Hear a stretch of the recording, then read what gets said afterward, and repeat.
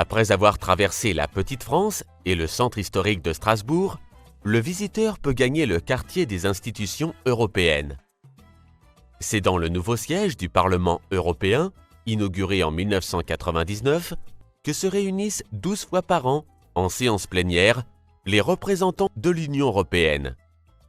Presque en face se trouve le Palais de l'Europe, qui est le siège du Conseil de l'Europe, composé de 47 États membres représentant plus de 800 millions d'Européens.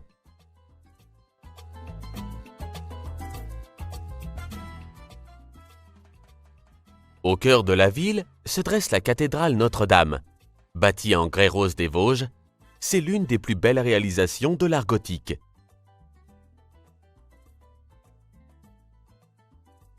Sur la place, la célèbre maison Kamerzel, et à 2 pas, la majestueuse façade classique du château des Rohan. Un peu plus loin, sur la place Kléber, la statue de ce général.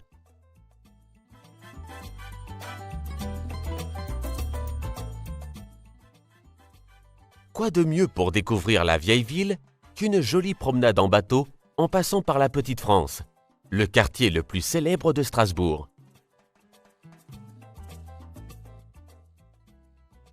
C'est l'ancien quartier des tanneurs, pêcheurs et meuniers, avec ses demeures bâties à fleur d'eau qui se mirent dans la rivière, contrôlées par des écluses.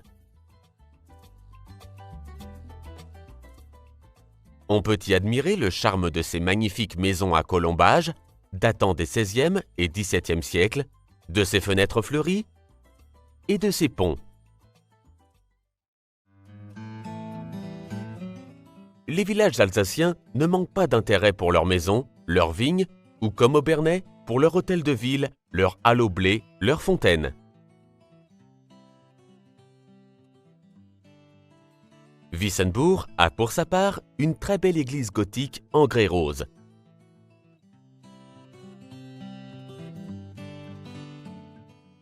Mais le visiteur peut aussi aller flâner au marché de Ribeauvillé, se promener dans les ruelles fleuries et sous les tours de Rigvir, ou longer la rivière à Kaysersberg, le village natal du célèbre docteur Schweitzer. Mais c'est du haut du château du Haut-Königsbourg, château reconstitué perché à 757 mètres d'altitude, que le visiteur pourra voir toute la plaine rhénane.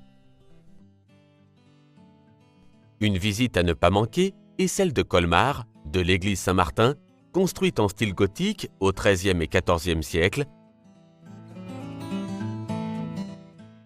aux maisons à pans de bois de la ville ancienne, au charme de ses rues bordées de maisons sculptées et ornées, aux fontaines de Bartholdi, le sculpteur de la Statue de la Liberté.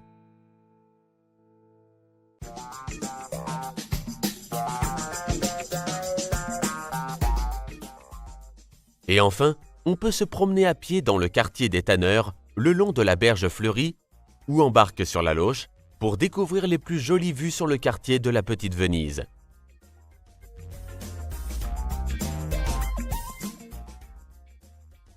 Terre de vignobles, l'Alsace est célèbre pour ses grands vins blancs, mais aussi pour ses spécialités gastronomiques, telles que sa tarte flambée, son excellent foie gras, sa bonne choucroute et son délicieux kouglof.